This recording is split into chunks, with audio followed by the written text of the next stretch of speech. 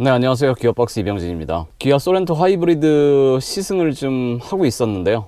지금 이제 시승의 막바지 결과를 좀 말씀드리려고요. 소렌토 하이브리드의 트립 컴퓨터상 실제 연비가 얼마나 나오는지 굵고 짧게 하지만 정말 열심히 다양한 구간에서 테스트를 좀 했습니다. 약 1박 2일 동안 348.2km를 탔고요. 트립 컴퓨터상의 표준 연비는 리터당 13.9km를 기록했습니다. 이 19인치 휠에 4WD 시스템을 얹은 시그니처 트림, 이 모델의 표준 연비, 그러니까 공인 연비라고 하죠. 표준 연비는 리터당 13.2입니다. 그러니까 13.2보다 0.7km 더 잘 나온 셈이죠. 정체가 심하고 가고서기를 반복하는 도심 구간을 약 30%, 그리고 그냥 신호가 좀 많고 차는 별로 막히지 않았지만 그 구간을 또 30%, 나머지 40%는 자동차 전용도로라고 생각하시면 될 것 같습니다. 그렇게 주행한 결과 13.9km/L라는 트립 컴퓨터상의 연비를 확인할 수 있었습니다. 효율을 위한 노력은 하나도 하지 않았고요. 그리고 이런저런 테스트를 위해서 꽤나 열심히 다양한 모드로 달려보기도 했고, 물론 부드럽게 효율적인 운전도 해보기도 했고요. 이 기록을 보고 소렌토 하이브리드가 생각보다 괜찮다라고 하는 결론을 얻었습니다. 자, 그러면 본격적으로 소렌토 하이브리드에 대한 소개 영상 함께 가보시죠. 기아의 신형 소렌토인데요, 그냥 소렌토가 아니고 뭐 겉모습에서의 변화는 없지만 소렌토 하이브리드 모델입니다. 우여곡절 끝에 판매 재개를 시작해서 이제 막 계약도 하시고 차를 실제로 받으시는 분들도 조금씩 생기는 것 같아요. 2.2 디젤, 아직 2.5 터보 모델이 나오지 않은 상태이기 때문에 소렌토는 2.2 디젤과 그리고 이제 이 1.6 가솔린 엔진과 전기 모터가 조합을 이루고 있는 소렌토 하이브리드, 두 가지의 파워트레인으로 판매를 하고 있죠. 이 모델은 시그니처 트림입니다. 그래비티라고 하는 소렌토 하이브리드 전용의 가장 윗급 트림이 하나 추가가 됐는데요. 그래비티 바로 밑에 단계, 그러니까 꽤 고급 옵션입니다. 거기에 꽤 다양하고 풍부한 옵션을 넣은 시그니처 트림의 4WD 시스템 4바퀴 굴림입니다.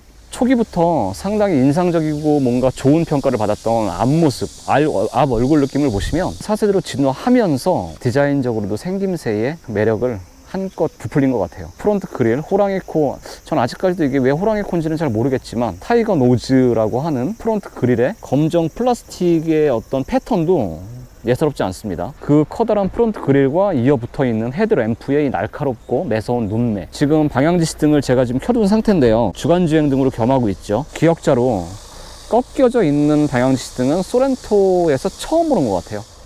235-55R 19인치예요. 컨티넨탈 크로스 컨택트고요. 소렌토 하이브리드 모델은 17인치와 19인치 중에서 옵션에 따라서 들어갑니다. 하이브리드라고 해서 뭔가 다르거나 그런 부분은 크게 없습니다. 텔로라이드와 비슷한 느낌의 이 테일램프, 그렇게 보이십니까? 풍채가 좋고 시원시원하고 당당한데 세로로 얄쌍한 테일램프가 조금 뭔가 경쾌한 느낌? 그런 것도 좀 만들어내고 있는 것 같아요. 하이브리드 모델을 확인할 수 있는 유일한 표식은 여기에 에코 하이브리드라고 하는 배지가 달려 있고요. 4WD 4바퀴 굴림이라는 표식도 있습니다. 방향지시 등은 이런 식으로 지금 깜빡깜빡합니다. 이 부분은 그냥 디자인입니다.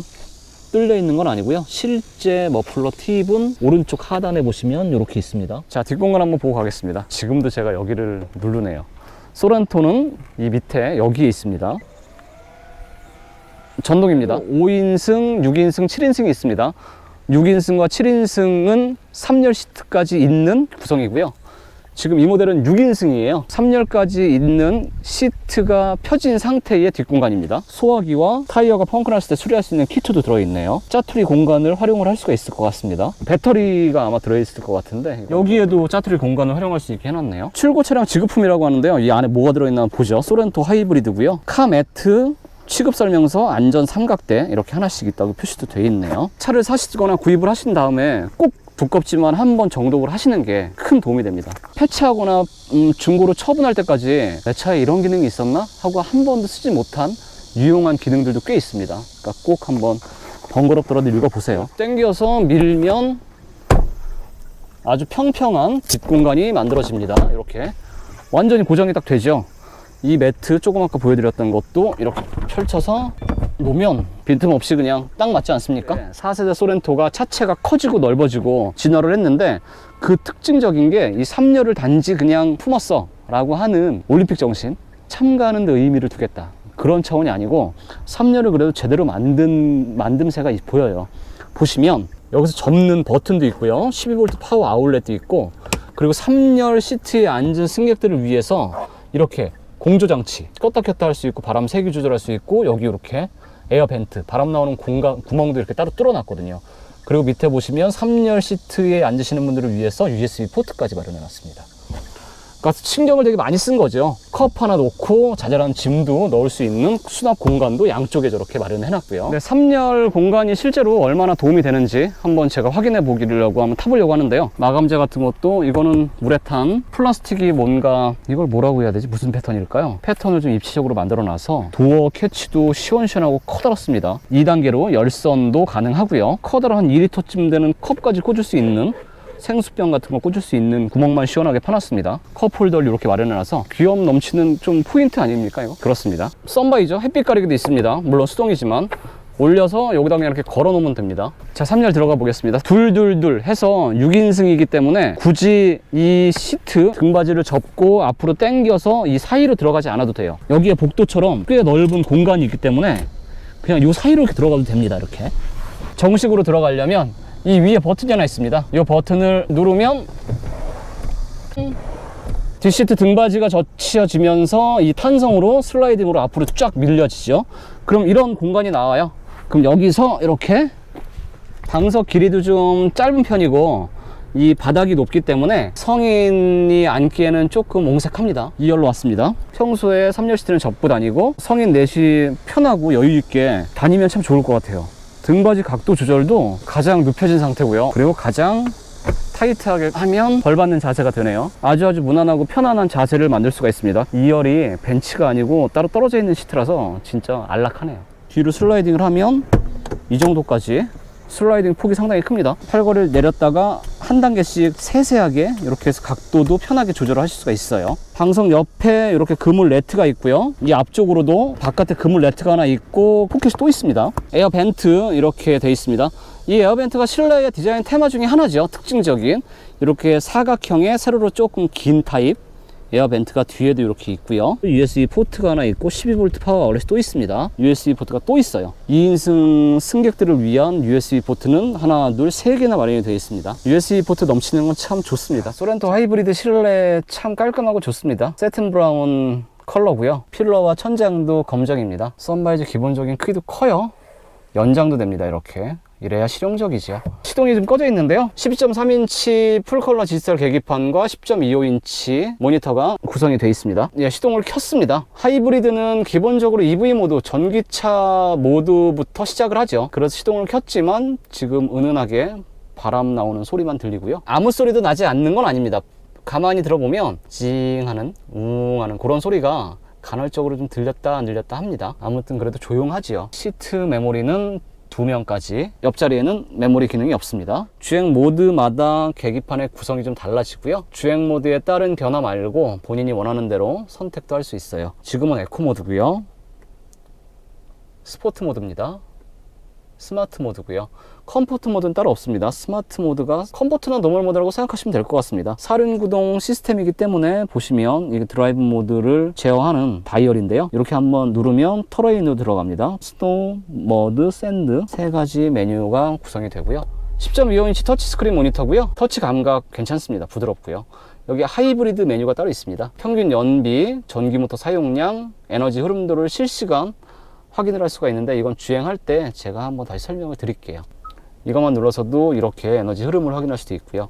화면이 커서 다양한 메뉴도 이렇게 같이 볼 수도 있습니다. 지금은 정차 대기 중이라서 배터리가 잔량이 2칸 남아있네요. 그래서 계속 간헐적으로 시동을 껐다 켰다 하고 있습니다. 기존 기아차에서 익숙하게 보셨던 메뉴들입니다. 하이브리드 모델이라서 특별히 어떤 기능이 있는 건 아니에요. 적어도 이 모니터 안에서는요. 빌트인 캠, 자, 이런 식으로 스마트폰처럼 확인이 가능합니다.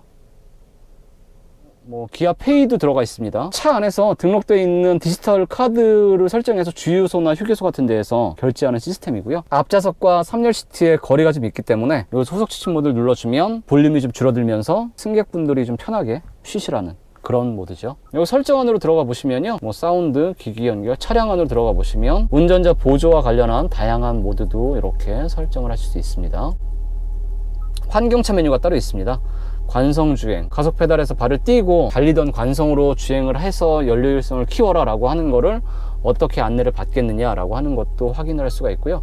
이 그린존 드라이브 모드라고 해서 대기환경 개선이 필요한 지역들이 좀 늘어나고 있는데, 거기에 진입을 하면 알아서 최대한 EV 모드, 전기차 모드나 친환경 차 주행 모드를 적극적으로 활용하겠다라고 하는 거 체크하는 이런 기능도 있습니다. 계기판 보시면 이렇게 테마 선택이 있습니다. 드라이브 연동을 하지 않으면 테마 A입니다. B, C, 테마 D입니다. 주행 모드, 에코, 스포트, 스마트 중에 없었던 모드가 하나 추가가 되는 겁니다. 낭만스러운 뭔가 좀 계기판이죠. 온도는 이렇게 토글 스위치로 올리고 내리고 합니다. 드라이버 온리라고 하는 이 버튼이 있는데요, 굳이 이 넓은 차를 모두 다 에어컨이나 히터를 켜서 효율성을 떨어뜨릴 필요는 없잖아요. 이 드라이버 온리를 키워놓고 주행을 하시면 운전석만 시원하게 좀 조절을 해주는 그런 기능입니다. 이건 충전을 조금 더 빨리 하는, 적극적으로 하는 포트고요. 이건 USB 포트입니다. 스마트폰을 쓱 밀어 넣으면 바로 충전이 되는 무선 충전 패드도 폰고 있습니다. 에어벤트 커다랗게 아래 위로 분리가 돼 있고, 세로로 좀 각진 디자인의 에어벤트가 디자인의 포인트죠. 터프하고 좀 시원시원한 그런 느낌을 살리고요. 그리고 이 아래 위로 나눠져 있어서 앞쪽에서 나오는 바람의 양, 그리고 각도, 이런 것들 조절도 괜찮아요.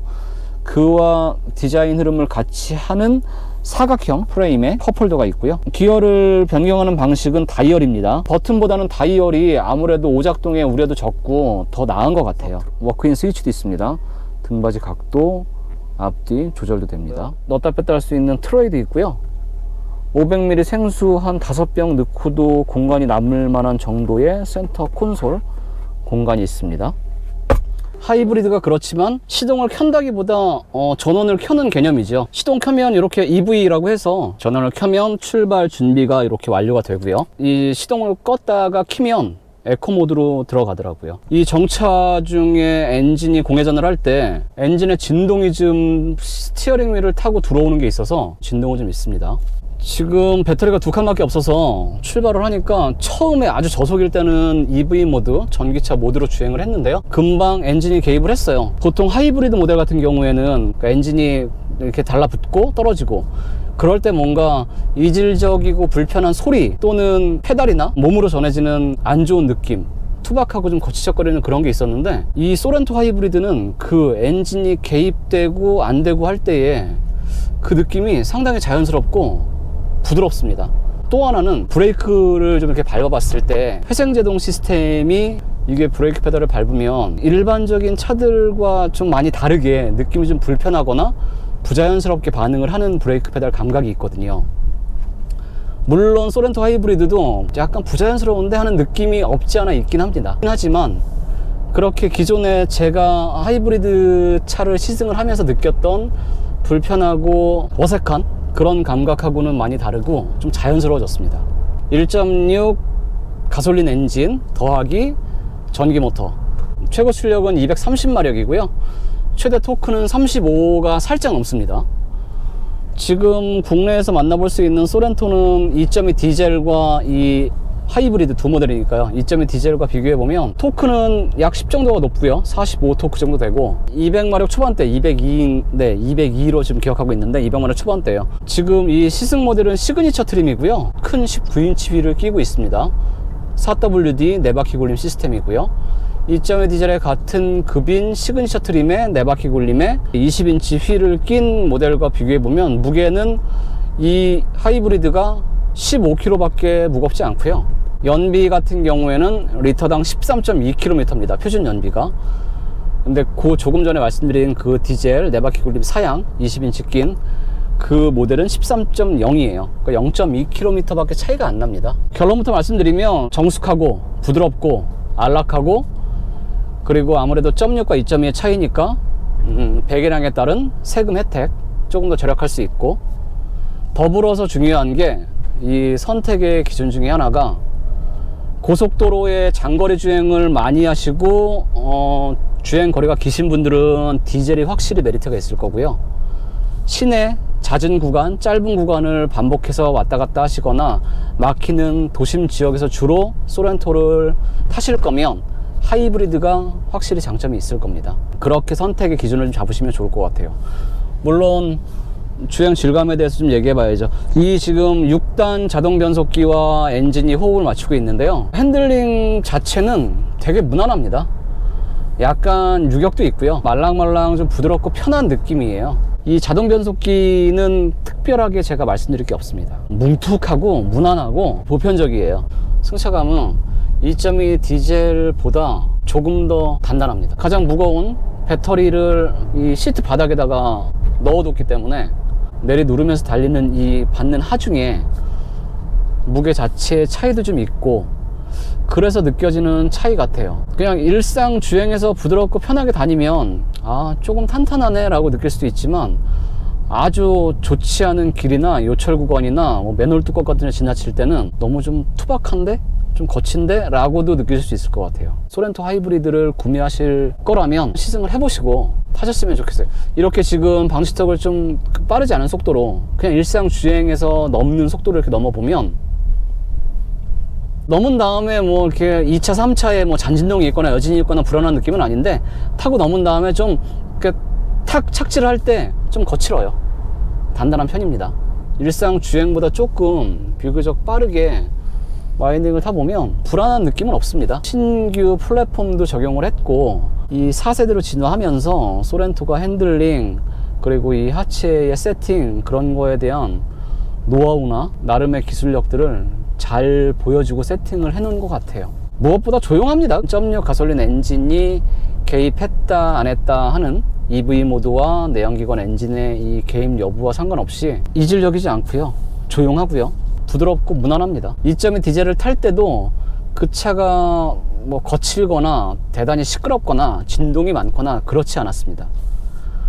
하지만 이 소렌토 하이브리드를 타면서 2.2 디젤을 탔을 때의 기억을 떠올려 보면 이렇게 보들보들하고 좀 조용하고 그런 느낌은 아니었거든요.